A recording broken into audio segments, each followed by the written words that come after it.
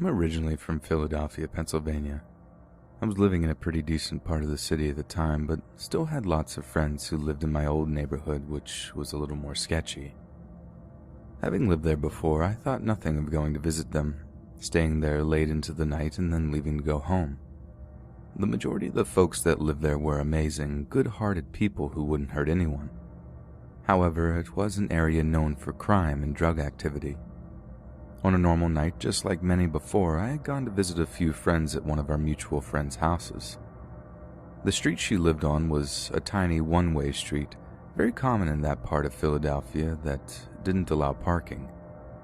Some residents would park their cars up on the sidewalk, but I was always afraid of getting sideswiped, so I would always park on the next street down, a larger dead-end street with 2 lanes and parking on either side. So I had to take a little 5-minute walk to my car when I left her house at around 2 to 3 a.m. I hadn't been drinking. However, at that time in my life, we had smoked on the weekends. So although I was not stumbling and I was completely coherent, I was a little foggy. I turned the corner onto the street. My car was parked along the side, closest to me, about 3 to 4 cars down. I immediately saw a large Hispanic man with a big puffy jacket, jeans, and a do-rag standing against the closed shop's pulled-down security gates just past my car. Immediately, I got a certain feeling in my neck. He was just standing there, hands in his pockets, staring straight ahead. I started to slow my pace. When I was about 30 feet from him, he turned and looked right at me. When he saw me, he took out his phone and started to make a phone call. We were the only 2 people on the street, it being the middle of January at 3 a.m., and although I logically didn't have a reason to be afraid of this man or suspect he would try to harm me, this feeling of fear washed over me and I did not want to get in my car. He kept looking at me out of the corner of his eye and acting sort of nervous. The way I was parked, the driver's side was facing him, so I was going to have to open my car door in front of him and leave myself totally exposed on many levels. So, I slowed down and took out my own phone and pretended to be talking to a friend, asking her if she was almost there to meet me, hoping that if he thought there was someone just around the corner on the way, he wouldn't hurt me. After a few seconds of this and a few moments of watching the man, I started to feel sort of silly. The initial adrenaline had worn off, I guess, and I chalked it up to me just being paranoid from smoking. He had been talking on the phone for a few minutes, and I knew I couldn't just stand there forever, and I was almost angry at myself for being such a scared little girl, and immediately assuming this person was out to harm me, and also thought that maybe he was just as scared as I was to meet someone on the street this late at night, so he was doing exactly what I was. I laughed internally at myself. After about 5 minutes of my charade, I felt ridiculous and started to walk the final few paces to my car, unlock the door, and open it to get in. It was the worst mistake I'd ever made. As soon as I had the door open and was beginning to sit in the driver's seat, he rushed me and pushed me all the way into the seat. He pushed something cold and metal into my side and put me in sort of a bear hug, pinning me sort of halfway against the center console and dash. "Give me all the money you have right now, or I'll shoot you." He said this forcefully right up next to my ear 2 or 3 times. I froze up and didn't know what to do. I had my entire paycheck on me.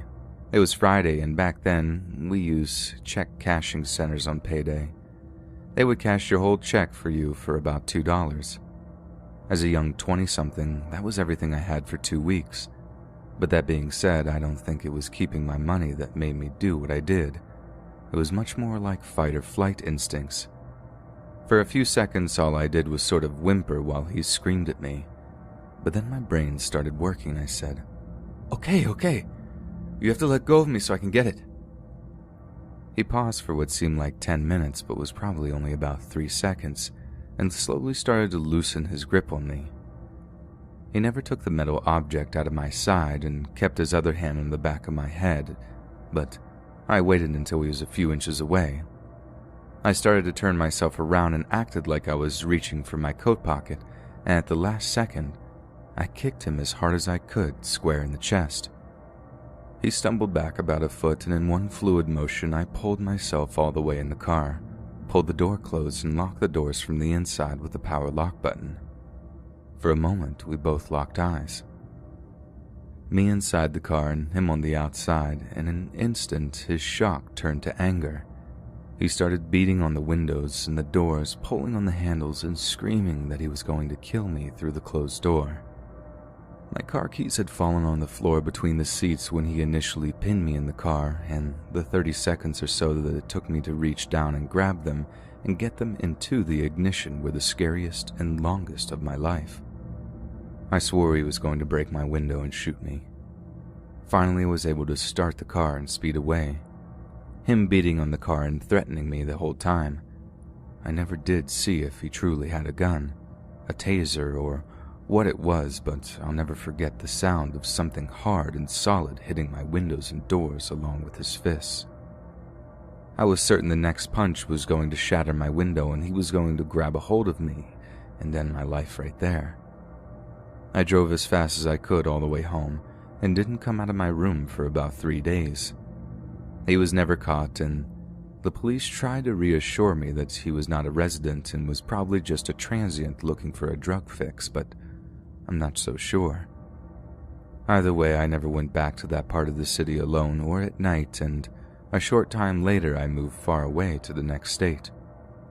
I'm sure it was a combination of quick thinking and dumb luck that got me out of a situation in one piece and with all my rent money, and I don't ever want to find out if I'd have the same luck a second time.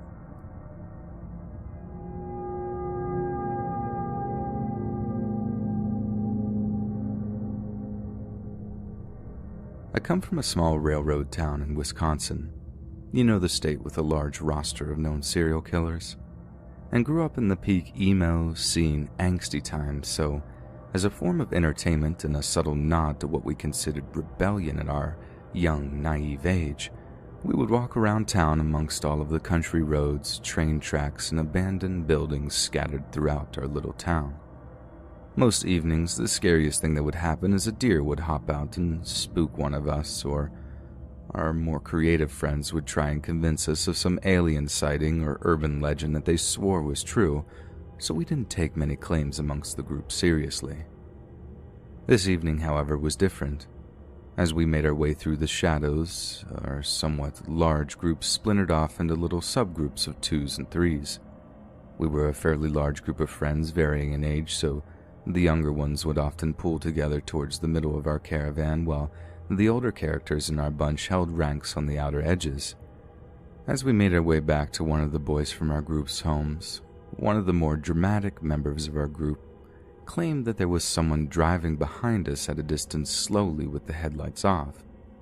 We all scoffed and started making jabs at him along with some childish ghost noises, mocking that the ghost car was going to get us. A few more blocks down, this boy that had claimed to have spotted our shadowy stalker grew more and more uneasy and started out, "You guys, seriously, they're getting closer and I can hear the tires on the gravel."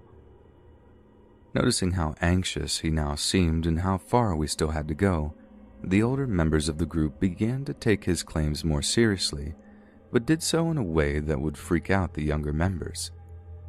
As we made our turn onto the paved floor, that meant we were 2 turns away from our safe haven. I said, "Hey, first one to arrive at the house gets to pick the movie we all watch."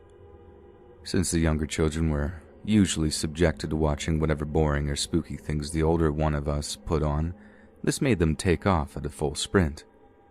As soon as our feet hit the pavement and we started our fast-paced race back to the promise of locked doors and my friend's parents waiting for us, headlights flickered on in sync with the roar of an older modeled engine. At this point, the younger children are running and yelling in unison, questioning what was happening.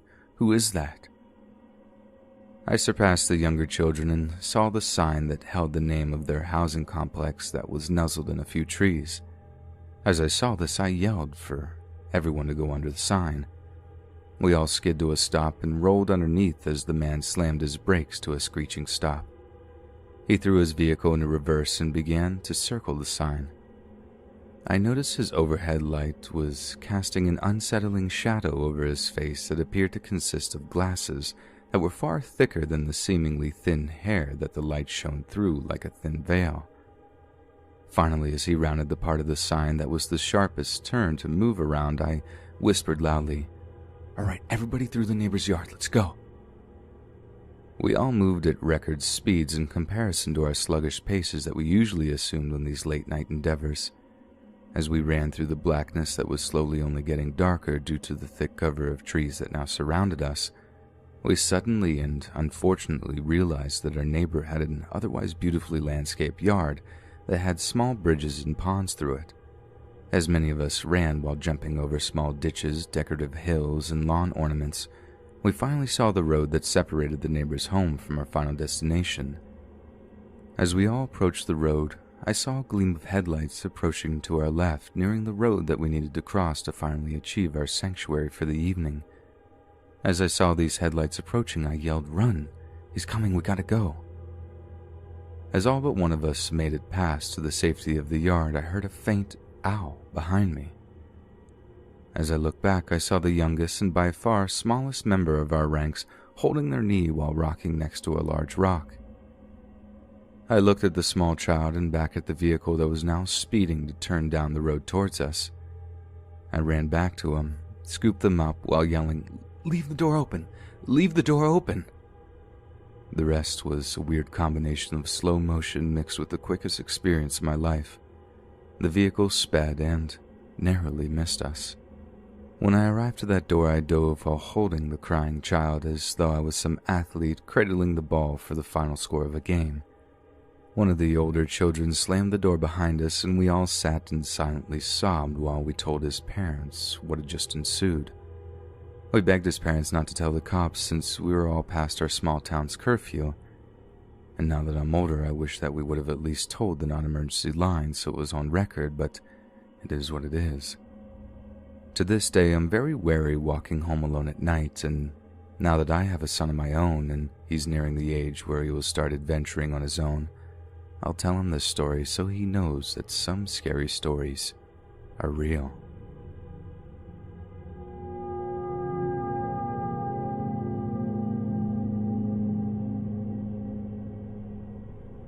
For context, I am a female and I was 20 at the time this took place, 24 now. I was attending a local school and I had started a new job to make some extra money. I would go to school in the morning and work in the afternoons and evenings. They had 3 weeks of training and I was being trained along with 6 or 7 others. I had been seated next to a guy that seemed around my age that I would partner up with during activities. His name was Tyler. Tyler would follow me out on our breaks and even catch up with me when I would excuse myself to use the restroom. I initially didn't think much of it because we were all new, and I know it helps when you make a friend in your training class to talk with. He started to write notes to me during class and grew more friendlier and attached. He started to say flirty things to me, which I thought was odd because he said that his son was born just a few weeks ago and he had a girlfriend. I felt like I could have been interpreting it wrong and that maybe he was just generally a really friendly person. He would start to make comments on my body after a couple of weeks and like how I have a cute butt, and I would catch him staring at me across the building. A lot. He spent as much time as he could with me while we were at work. I didn't mind since he was nice and I didn't know anyone there yet. There was a manager there, David, that was super creepy, and he too would make weird comments towards me, even added me on Facebook, which I never accepted. He would noticeably also find ways to separate me and Tyler or prevent us from spending our breaks together. Tyler knew how uncomfortable he made me, but naive 19-year-old me still thought that nothing too bad could happen because it was a workplace. Because of this, one day Tyler had said some things to David that he knew he would get fired for, so he told me he was quitting. All of that took place in about a month, but this is where it started to get creepy. A couple of weeks after Tyler quit, I received a text. He called me by the nickname he gave me, so I immediately knew it was him. He told me he got my number from the system at his new job, AutoZone. He said he did work on cars as a side job before, so it fit.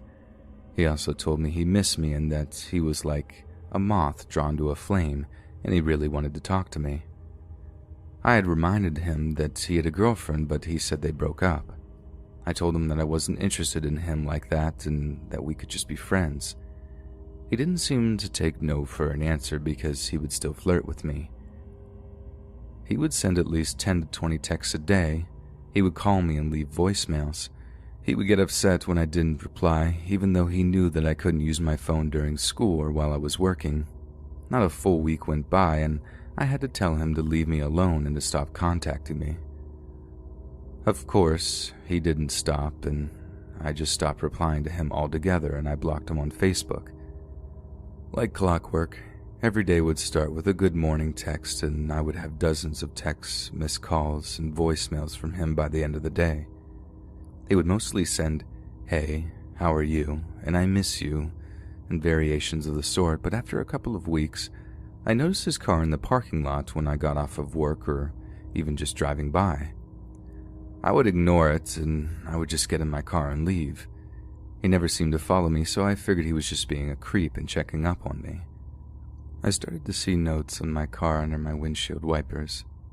I was stupid enough to get out and get it once I saw it, not thinking that it could be a trick to get me out of my car. The first few were sweet nothings, like his moth drawn to a flame line he used a few times, telling me I was beautiful, telling me how he would kiss me and call me the nickname he had given me. Then he would move on to say things like, "I hope nothing happens to your car." The texts had started to die down at this point in volume, but definitely started to get creepier, like, "I got your address from the system at work.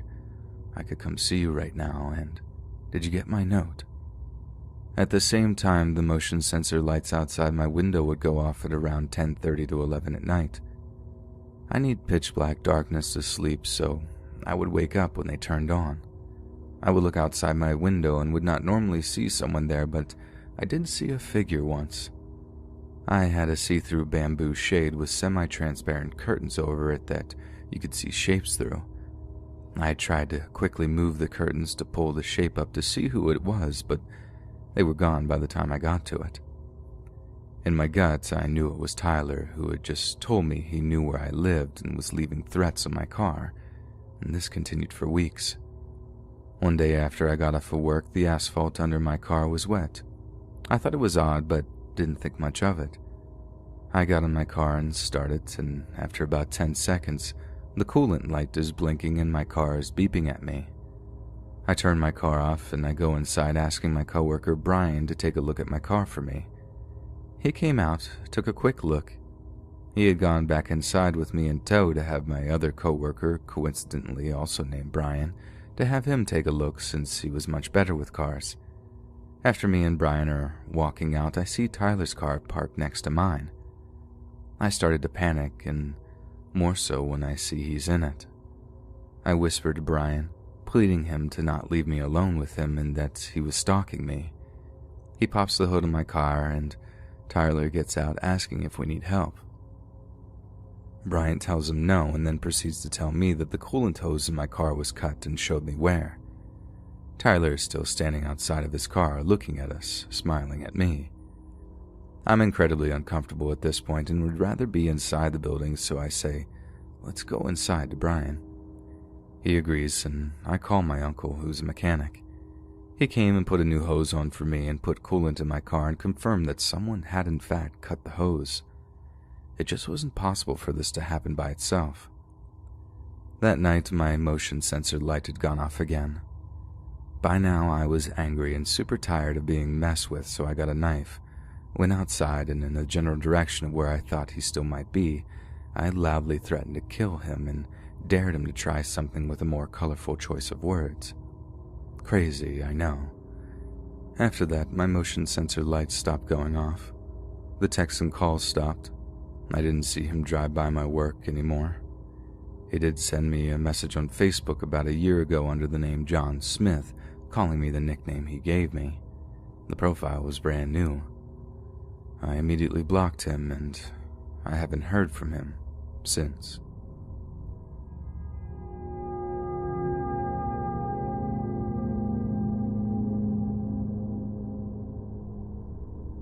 I lived with my aunt for about 5 months.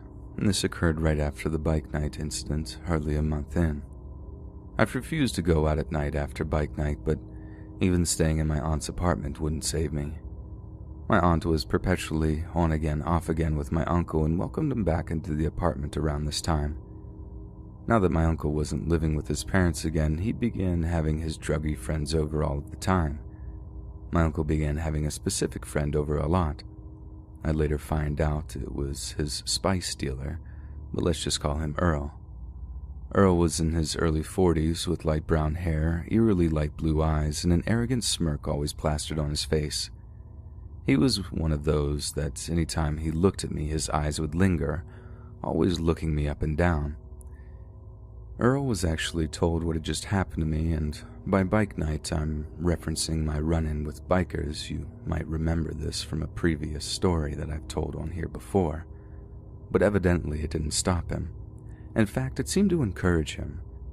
My uncle would hang out with him in the living room, leaving me very little places I could go without being around them. One day my uncle and Earl had been drinking and hanging out all day. They left mid-afternoon, and I hoped they wouldn't be back for the night. My aunt had spun herself into a horrible schedule due to heavily medicating herself, and was to the point she literally slept all day and wouldn't wake up until about 7 p.m. at the earliest, so I popped in a DVD. I'm enjoying myself when, halfway through my horror movie, I heard the back door open and hear my uncle and Earl. I groan and pause my movie, literally get up from the couch when Earl walks in the living room. He smiles huskily at the sight of me, and I keep my eyes down, trying to avoid his piercing gaze.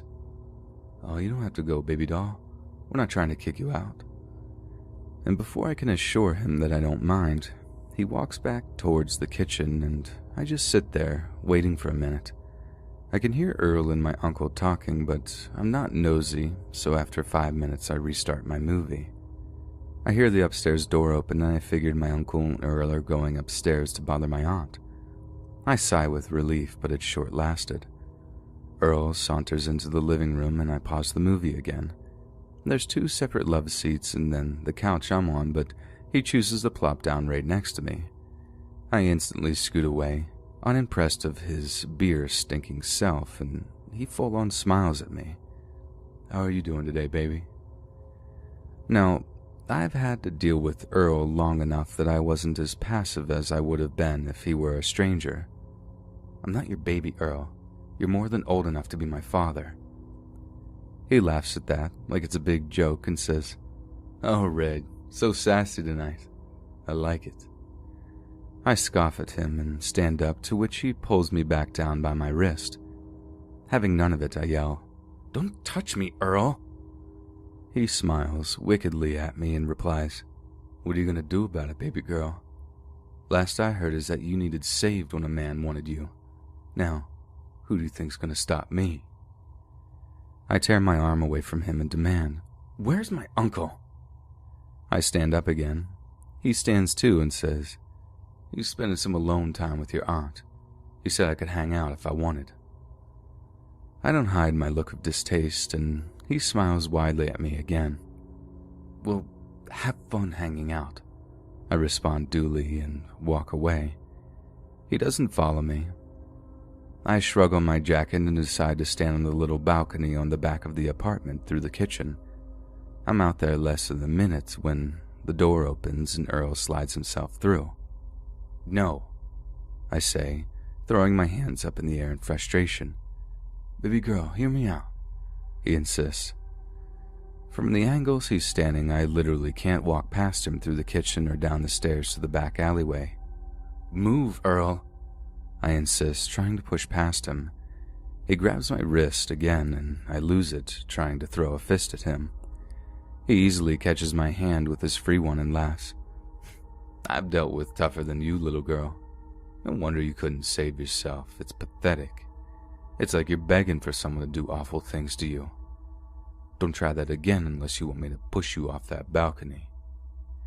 He then releases my arms, and I yank them away. I squeeze myself into the corner, taking a moment to figure out what I'm going to do. He pulls out a pack of cigarettes and lights one up, offering me one. "I'm 15, Earl. That's illegal, and I don't like smokers anyway. They stink. and I especially don't like you." He rolls his eyes at that and mockingly waves his hands in the air in a mock panic. "Baby girl, you don't have to keep bringing up your age. I know. But you look older and you act older, so what difference does it make? And in regards to it being illegal, does it look like I care?" He smirks and continues. "If you just let me take care of you, you'd have so much fun."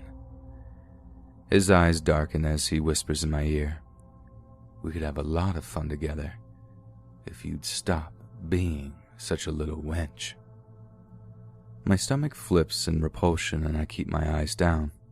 He continues, "My last girlfriend was your age and she loved what I showed her." I full-on scrunch at my face in disgust and hiss, "Just because you took advantage of some other poor young girl doesn't mean I'm going to comply. I should call the police." He rolls his eyes, knowing full well I wouldn't dare given all of the illegal substances in my aunt's apartment. He drops his cigarette then and presses himself against me with my back against the rusty railing around the balcony. I hear it squeak from the pressure and I become terrified it's going to break and I'm going to go plummeting into the pavement below. He smiles at the look of fear in my face and he's so close that I can smell his smoky breath and feel his manhood pressed against me through his sweatpants. He reaches a hand and touches the side of my face and then lightly traces it down my body. Just as I fear he's about to lean in and kiss me, I watch the door thrown open and my beast of an aunt rips Earl off of me, and like he threatened to do with me, my aunt shoves him against the railing, except she got him halfway over it. "I'll kill you, Earl, if you ever come here again. Take my husband with you and get away before I break your neck." She shoves him away and he stumbles down the steps, stopping halfway down to light up again, flipping off my aunt the entire way. My uncle leaves moments later, his head bowed down like a sulking puppy. My aunt and I stand there watching them leave. As they get to the little gate, Earl turns around and blows a kiss to me, yelling, "See you around, baby girl." My uncle shoves him and tells him to shut up and they walk away. My aunt and I enter the kitchen and my aunt explains what happened. My uncle had come up to her room and she had actually just woken up, so they were talking when she asked him where his favorite illegal substance was, and he said that he still needed to get it from Earl. To this, she frowned and asked what was happening, considering Earl had been with him all day. My uncle had tried to play it cool, but my aunt knew that my uncle would never have Earl leave without leaving drugs for my uncle. She stood up, demanding to know where I was, to which he had shrugged. My aunt began bolting for the stairs as my uncle had tried to stand in her way. She had swore at him and shoved him aside as she hauled herself to the back door and threw it open to Earl pressing himself against me, which meant that my uncle had intentionally gone upstairs to distract my aunt and I guess give Earl a better chance with me alone. After all that had happened, she made sure I was okay and kept the teasing of what a creep magnet I was at a minimal. She grabbed her bong and took a few hits to calm down, and we just hung out watching horror movies all night. My uncle returned a few days later and was allowed back in, but he stopped hanging out in the apartment with his creepy friends and completely avoided me. Earl would still come by to pick up my uncle, but he wasn't allowed in the apartment at all. He'd blow me kisses and start screaming at me every time he saw me. So Earl, seriously, I hope I never see you. But if we do, I've got a fresh can of pepper spray calling your name.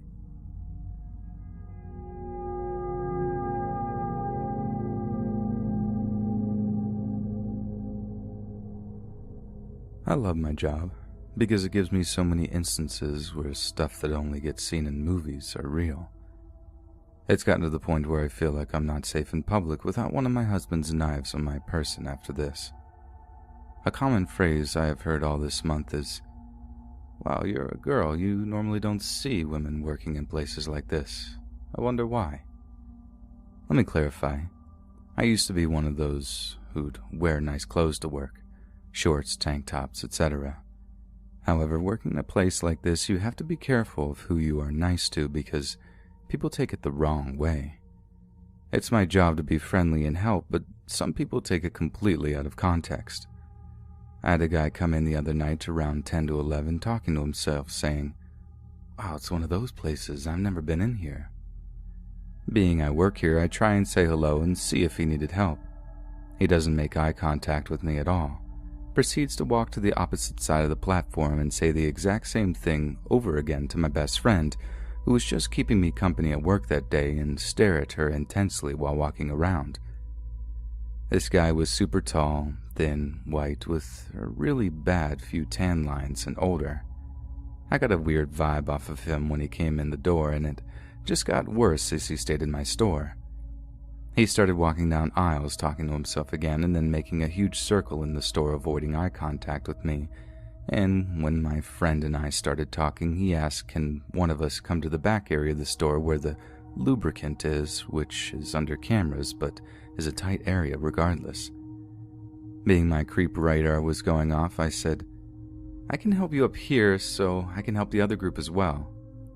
He then started acting weird when another group of guys came in the store and talking to himself again. The guys could see my face go from super happy to unnerved because of the creepy dude walking around.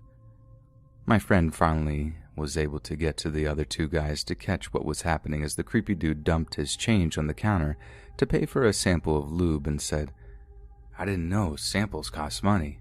I might have to come back." Really creepily. He then got his change and started outside, where one of the guys who just came in followed behind to make sure he left, and he was talking to our outside camera and his roof. I was so glad that he left after creeping me out for almost an hour. Flash forward to the following day, where I'm off for 4 days due to moving to a new place near work, and my boss calls. He says there was a taller, older dude coming into the store looking for a girl that works here with a purse of some kind, and he was instantly creeped out and told him to leave and not come back. He wasn't sure why he was looking for me, as I didn't tell him about the other night. 2 days later, when my husband went in to cover someone, he said the exact same description of a dude came in with a purse looking for me, saying it was a gift for the girl who worked there.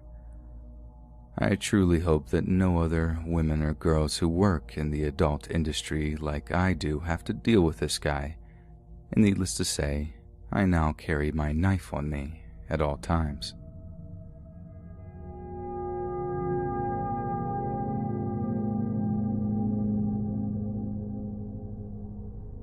So back before I had a vehicle to speak of, I rode the bus everywhere and naturally wanted to use it to get to work. One day, whilst waiting for the bus to come, a strange Indian man started chatting me up. I'm a very patient and naive person and give most of the people the benefit of the doubt, so I let him do his talking. In my observations, he obviously lived at the same apartment complex as me because there wasn't much else around, and he came from the same direction as me, to a bus station that happens to be deliberately in front of this apartment complex. He wanted to continue this mostly one-sided conversation on the bus ride, and we had a good distance and seating away from one another. He didn't get the hint when my earplug was still in that I kind of wanted to just jam out my morning bus ride, and he moved closer to me, to the point of sitting on my earbuds. I'm not exactly the touchy-feely type, and for some background, I am one of those females that doesn't need much makeup for her face to be called gorgeous by some bystander, and rarely used it, looking like a kid when I didn't. But I was going to be serving beer and getting tips at my job that evening and wanted to look presentable, and I absolutely loathe most male attention, especially from old geezers like this one who was probably older than my grandfather. This move was very uncomfortable to me. For one, I didn't know this person, and two, he sat so close that his leg was touching mine, and it was so weird. Many days later, it's late at night, and the last bus for the night was going to run to take me home, and at the large bus station I spot him. He is in a bench next to this Asian female, and she looks visibly uncomfortable with how he is talking to her, and almost crawling on the bench to get near to her. I take this opportunity to approach and discuss the other day to him that he should please not get that close to me again, and he was furious.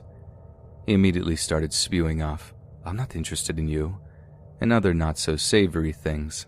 I didn't imply such a thing at all, so ignoring him, I asked the girl directly, "Do you know this man?"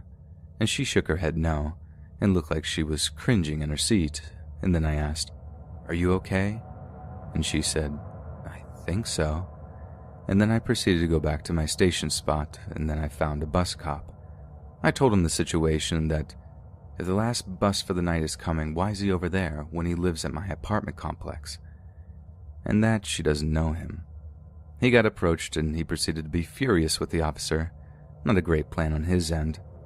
I was later told that he was banned from large bus stops for the next 6 months, all because he wasn't cooperative.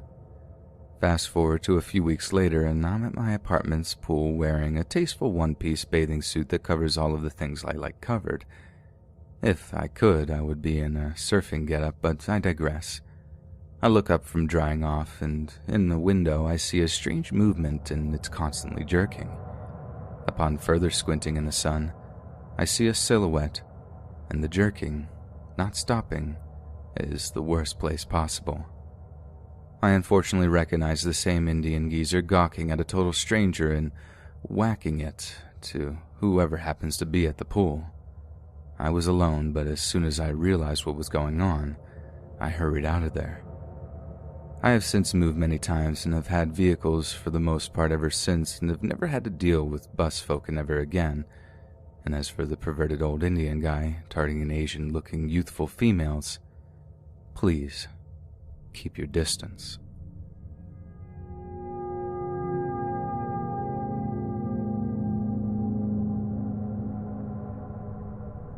This story happened to me December 2018.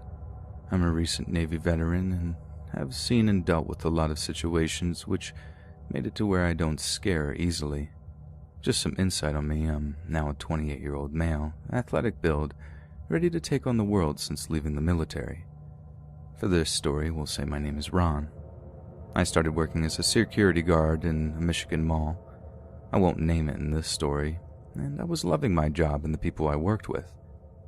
The night of the 23rd, I was to work my first overnight shift, which only consisted of one officer for 8 to 9 hours. I didn't think much of it. So I clock in for my shift at 10 p.m. and get everything ready for the night. My first rove through the mall, I verify all doors are locked, make sure no one is in the mall, and hit all my checkpoints. The night is running smooth. Around 2 a.m., I start making my way around the mall again to do another check. I'm making my way to center court where we have our Santa set up at, and as I round the corner, I froze in what I can only describe as pure terror.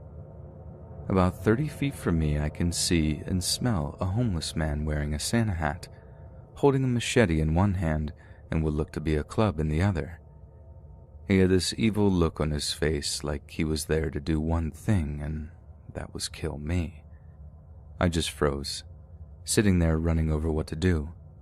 All I had was a radio and handcuffs. This man had 2 weapons, and I didn't want a chance fighting him, but I knew I could outrun him to safety of my locked office. I knew all the shortcuts and back halls like the back of my hand.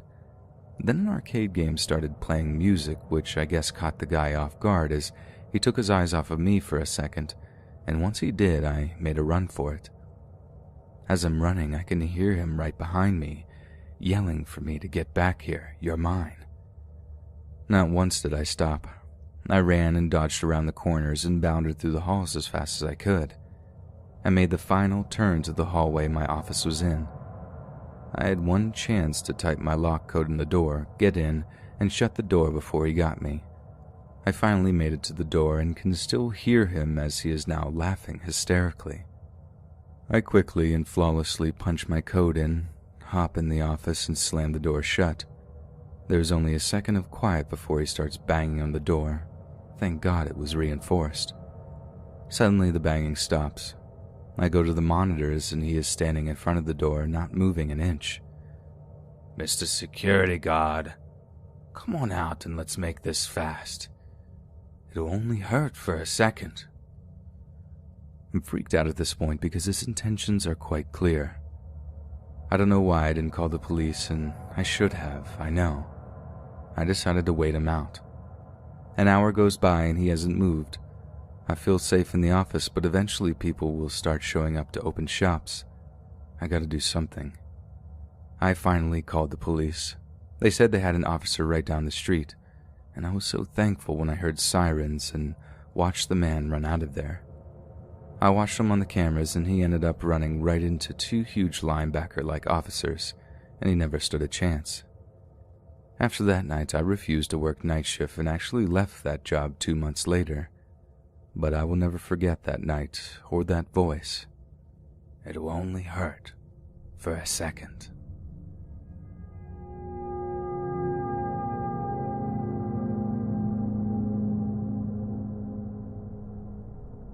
I've always been sensitive to the other side. I won't deep dive into all the occurrences I've had. Anyone interested can message me for stories, anywhere from shadow figures, doppelgangers, Michigan Wolfman, poltergeists, possible demons, and more. It's been a very interesting life. None of these stories include the random dangerous encounters with strangers either. I wouldn't be surprised if someone listening to or reading this is already rolling their eyes, much like I do from time to time. But I digress. I'm a 29-year-old female, and as recently as September of 2019, I purchased a house. It's an older home built in the 1800s. It's sturdy and has plenty of rooms, 2 bedrooms upstairs and down. My room, the largest of all of them, has a walk-in closet the size of a small child's bedroom, a crawl-space attic above that, and finally, at the back of the closet, is a door to an unfinished, unused type of walk-in attic space. I wanted to turn it into a small reading nook in the future, but now my unease towards the area is becoming unresolvable. I almost never use my closet. I've noticed small things here and there that hint at the paranormal. Despite my sensitivity to the realm, I try to explain happenings rationally before outright jumping to demon in my house. Such things include shadows without a source, voices from my closet, items missing or moved, cold spots, bangs on walls, doors being closed that I left open, etc. Typical spoopy stuff. A lot of these things can be explained by me being forgetful or the fact that the house is almost 200 years old. However, no touching until this morning. I'm a bartender. My night ends around 4 a.m. by the time I'm finished at work, get home, get ready, and into bed, and this is important information.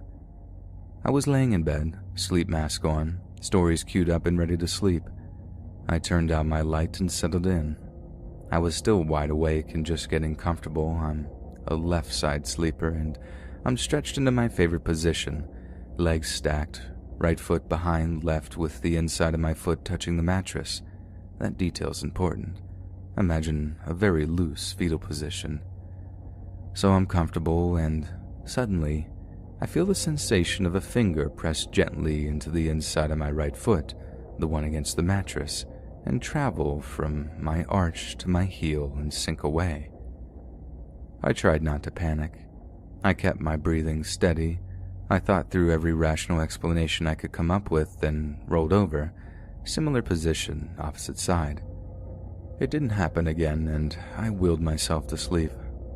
As I mentioned before, I have seen and heard hints towards the paranormal, but only recently have things escalated. This touch wasn't the first occurrence of it letting me know. It is, however, the first that I can justify with a rational answer. The first time was before the light in the hall had been installed, so there was no light to go by. I just left my bathroom and stepped onto the landing of the stairs when I heard the shower door rattle and slide partially. My cat was steadily beside me, bouncing and chirping because I was headed downstairs, and at the noise, she stopped and turned to the bathroom. As I put my foot out to take a step down, I heard the landing behind me creak and groan as though weight was being put on it, heavier than mine and painfully slow. I felt an agonizing sense of dread that someone was towering over me in my small hallway. However, I chose to ignore it and just went down the stairs with my girl eagerly racing me. I rationalized an older home and creaks, but I still called my boyfriend and explained what happened on my way to work. He has seen and felt things here too, and I think that's why he doesn't stay the night much anymore. I know it's because I started doing renovations to the house. I'm trying to return it to the glorious old house it once was with very minimal modern flair. The electricians used that crawl space in my closet to install the fixture above my stairwell, and I believe it woke something up, something much more interested in me than I am in it.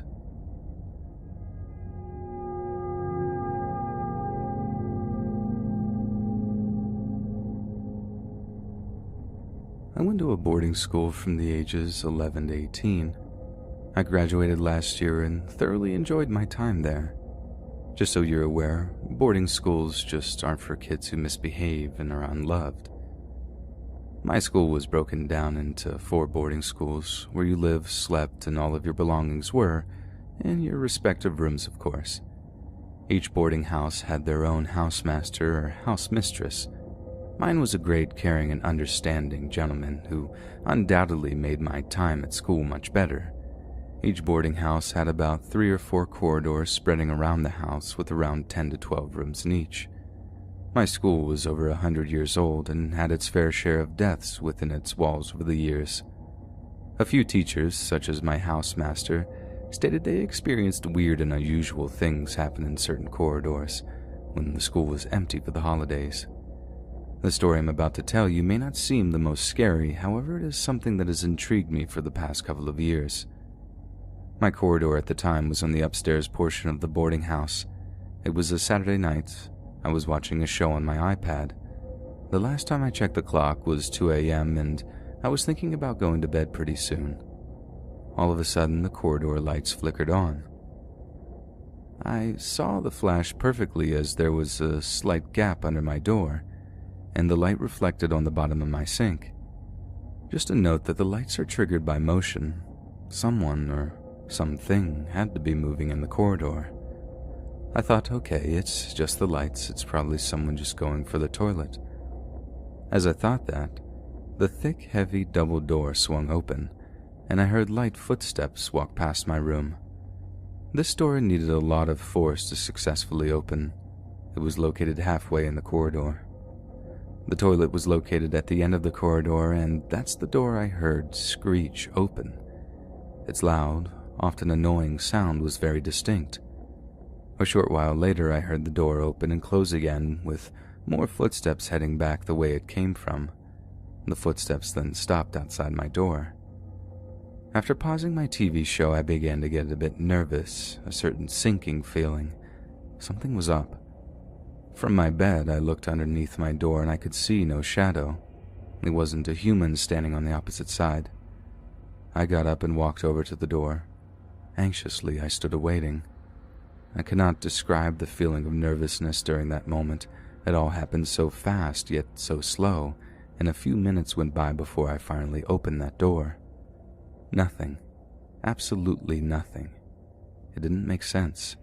The lights, the double door, the toilet door, the footsteps. I have no idea what it was. My housemaster often told me stories of strange noises and doors slamming shut in that exact corridor. I firmly believe that it was a ghost on the other side of my door that night. Now, before anybody asks, yes, my windows were shut, and there was no wind or breeze. I spoke to my friends, housemaster, and other people who lived in my corridor. All said that they had never experienced anything like it before. There wouldn't have been time, nor would it have been quiet enough for a person to get back to their room without me noticing. Like I said, it's not the scariest story, but a very interesting experience from my time at the boarding school.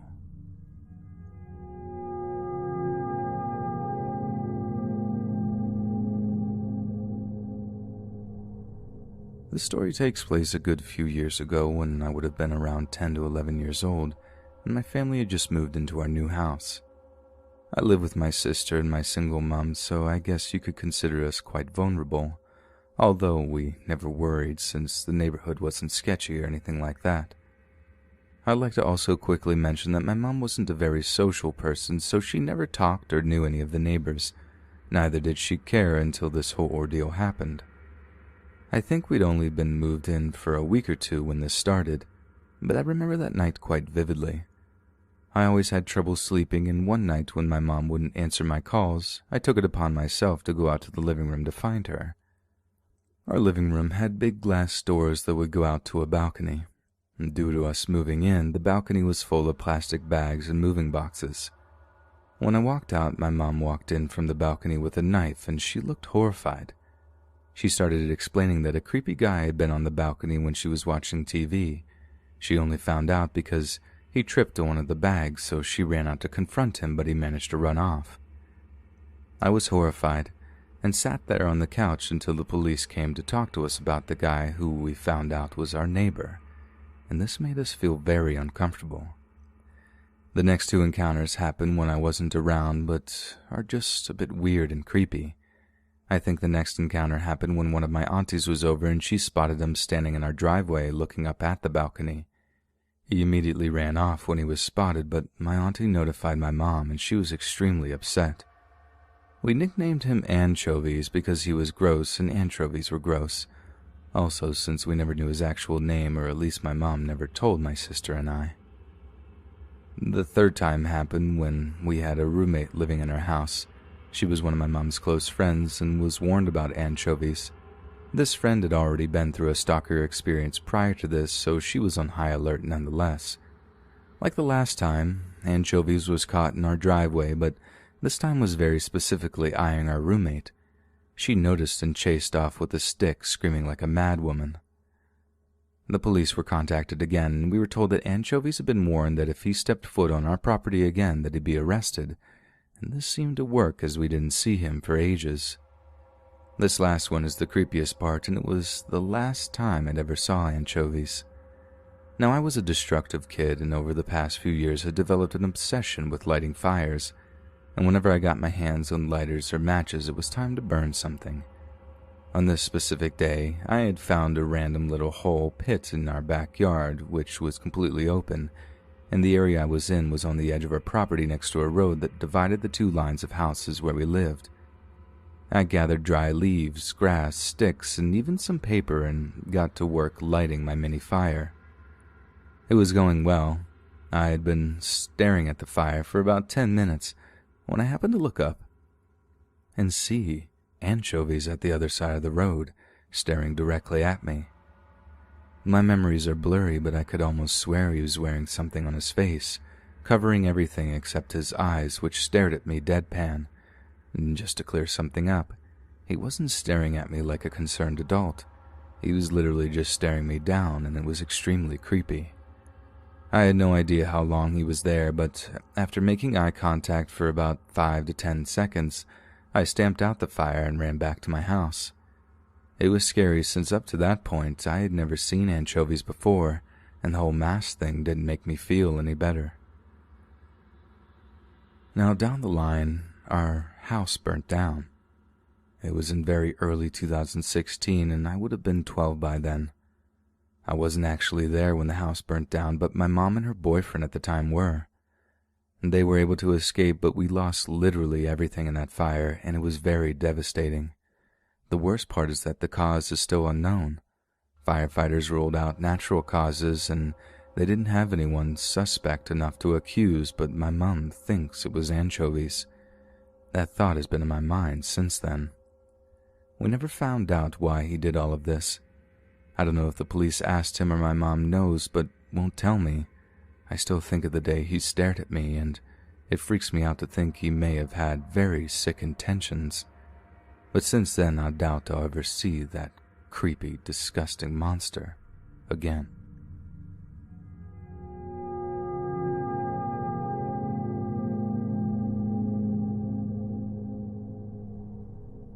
I'm a 21-year-old guy from Denmark. Back in 2017, I was going for a vacation road trip in the United States. We started in Las Vegas, where my mom visited an old woman she lived with for a year back when she was 16 and an exchange student. We then drove to LA, then Arizona, New Mexico, Texas, and finally Louisiana. I was and am very into true scary stories, especially enjoying cryptid and unexplained creatures and skinwalkers and wendigos. And I told my family about it, but my sister and her boyfriend teased me about believing in such things. My dad doesn't believe in God, nor is he superstitious or anything, but he has had some strange things happen to him, so he is a little bit more open-minded, and so is my mom because she's had experiences with some paranormal stuff. When we were driving through the deserts of Arizona, My dad had to have a smoke and we wanted to stretch our legs. We got out of the car and my dad started smoking and everything looked normal. And suddenly my sister says, "What is that?" and pointed towards the desert, where we immediately noticed a lion-sized, totally black cat, like it was so black it absorbed the light.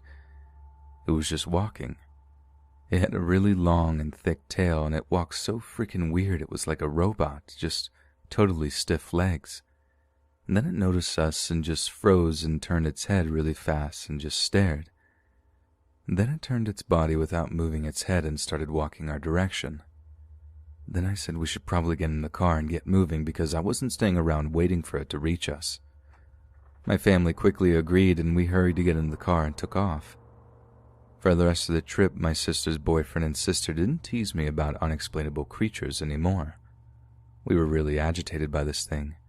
I started Google searching about animals that lived in Arizona and I couldn't find anything about a big feline that was black anywhere in the world like that.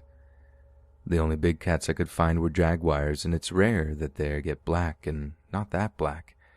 And it was also much larger than a jaguar. And jaguars, cougars, and mountain lions live in forested areas and definitely not in the middle of dirt and cacti. I still think about this a lot, and I've never found an answer to what this was. And I believe even more now that there are creatures in this world that we just won't ever understand. Hey friends, thanks for listening. Be sure to subscribe and click that notification bell to be alerted of all future narrations. If you got a story, be sure to submit them to my subreddit, r/Let's Read Official, and give and receive feedback from the community, and maybe even hear your story featured on the next video. And join my Discord to interact with me and other listeners directly. And if you want to support me even more, grab early access to all future narrations for just $1 a month on Patreon, and maybe even pick up some Let's Read merch on Spreadshirt. And check out the Let's Read podcast, where you can hear all these stories in long compilation form and save huge on data, located anywhere you listen to podcasts. Links in the bio. Thanks so much, friends, and I'll see you again soon.